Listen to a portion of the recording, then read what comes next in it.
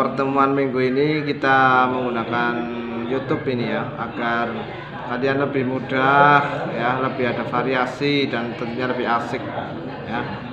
Sebelum pembelajaran dimulai, marilah kita baca doa awal pelajaran terlebih dahulu. A'udzu billahi minasyaitonir rajim. Bismillahirrahmanirrahim. Rabbi zidni ilma warzuqni fahma. Allahumma akhrijna min dhulumatil wahmi wa akrimna binuril wahmi waftah alaina bima'rifatika wa sahil lana abwaaba fadlika ya arhamar rahimin. Amin. Silakan artinya dibaca.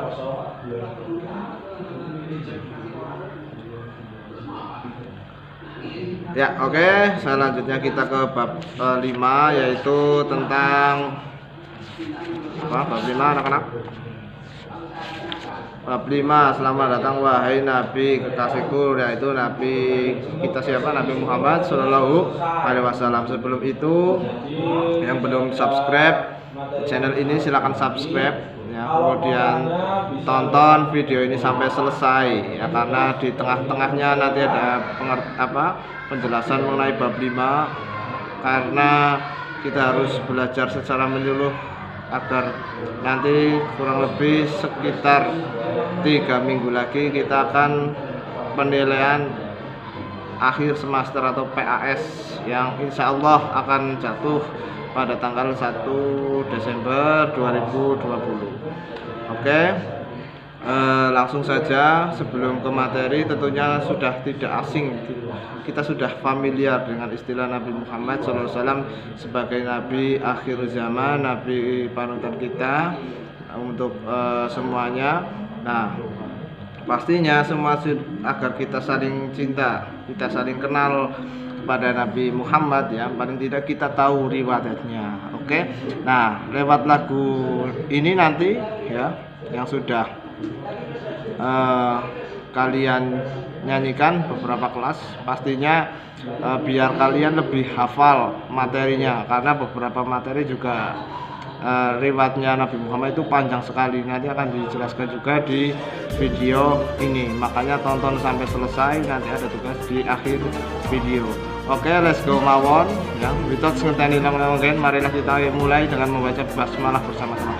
Bismillahirrahmanirrahim. Oke, simak videonya sampai selesai. Oke.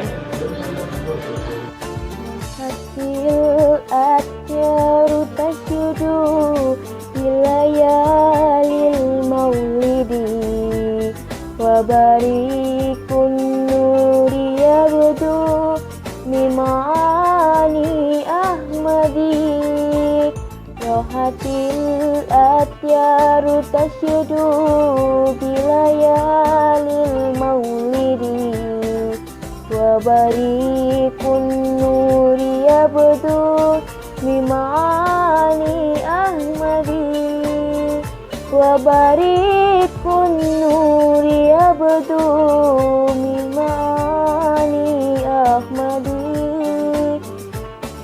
bilayalil maulidi bilayalil maulidi.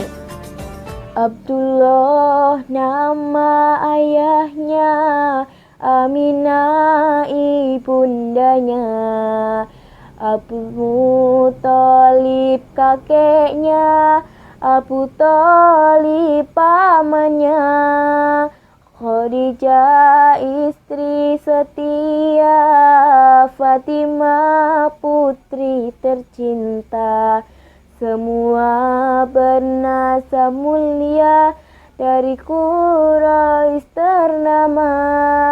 Inilah kisah sang Rasul yang penuh suka duka. Inilah kisah sang Rasul yang penuh suka duka. Oh penuh suka duka, oh penuh suka duka. 2 bulan di kandungan, wafat ayah hamdanya. Tahun gajah dilahir melahirkan yatim dengan kakeknya, sesuai adat yang ada disusui Halimah. 6 tahun usianya wafat ibu tercinta. Inilah kisah sang Rasul yang penuh suka duka. Inilah kisah sang Rasul yang penuh suka duka. Oh penuh suka duka, oh penuh suka duka. 8 tahun usia kakek meninggalkannya. Abu Thalib pun menjaga, paman paling membela. Saat kecil mengembala, dagang saat remaja. Umur 25 memperistri Khadijah. Inilah kisah sang Rasul yang penuh suka duka. Inilah kisah sang Rasul yang penuh suka duka. Oh penuh suka duka, oh penuh suka duka. Di umur ke-30 mempersatukan bangsa. Saat peletakan batu Hajar Aswad mulia, genap 40 tahun mendapatkan risalah. Ia pun menjadi Rasul akhir para anbiya. Inilah kisah sang Rasul yang penuh suka duka. Inilah kisah sang Rasul yang penuh suka duka, yang penuh suka duka, yang penuh suka duka.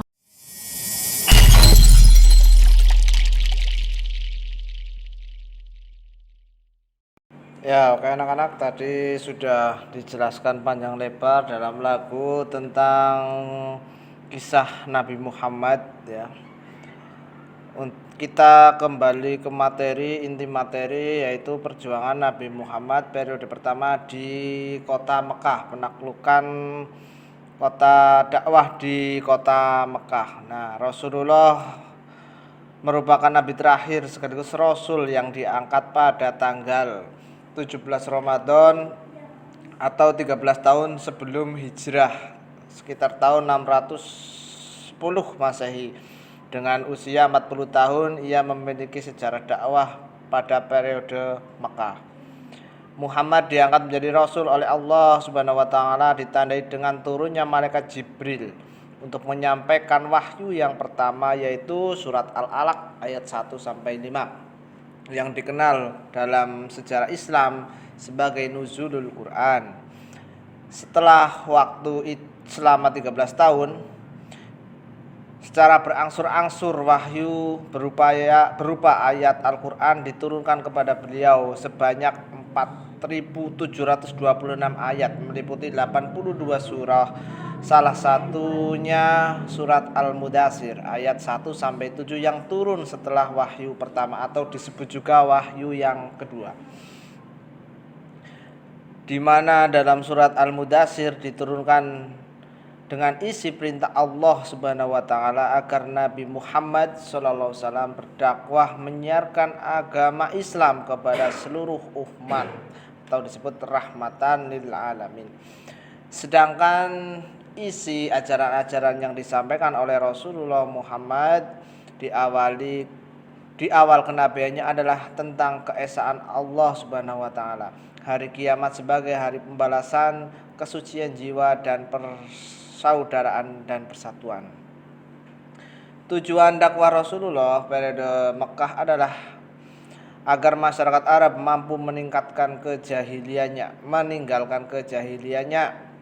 dalam bidang agama, moral, dan hukum, sehingga menjadi umat yang mempercayai kebenaran utusan Allah Subhanahu wa taala dan ajaran agama Islam yang disampaikan, sekaligus agar dapat mengamalkan dalam kehidupan sehari-hari.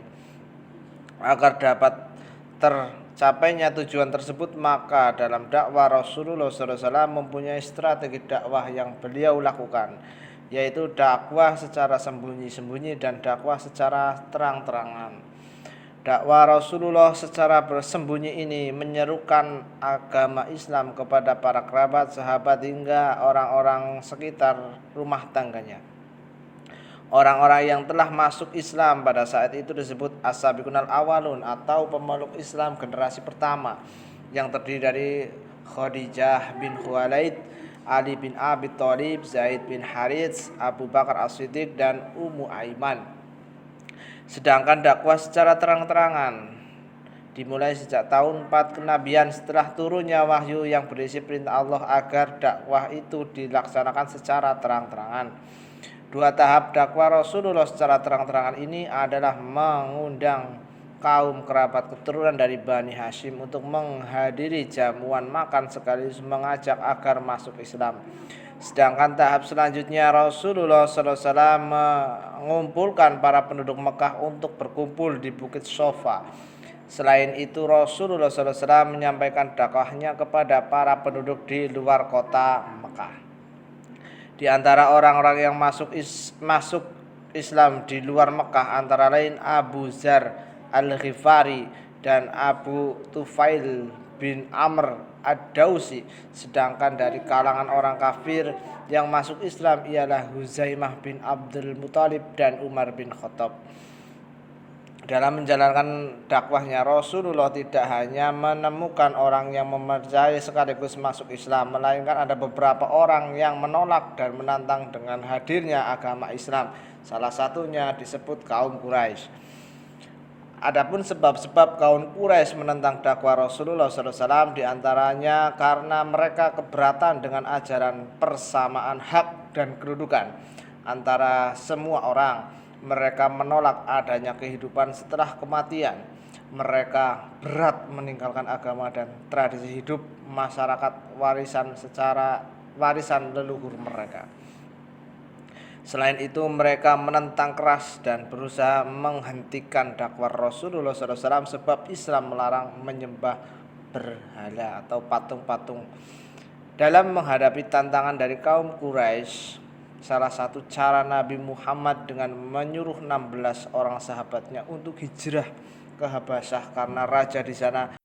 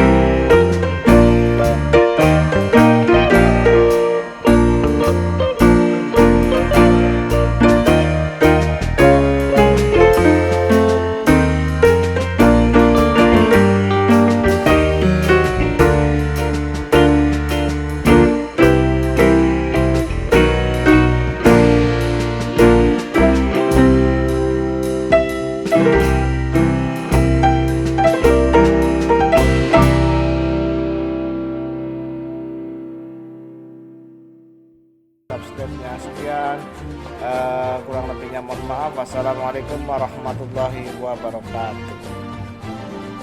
Bukti yang sudah melakukan subscribe nonton video, silakan komen di link komentar nama, kelas, dan nomor absen. Sekian.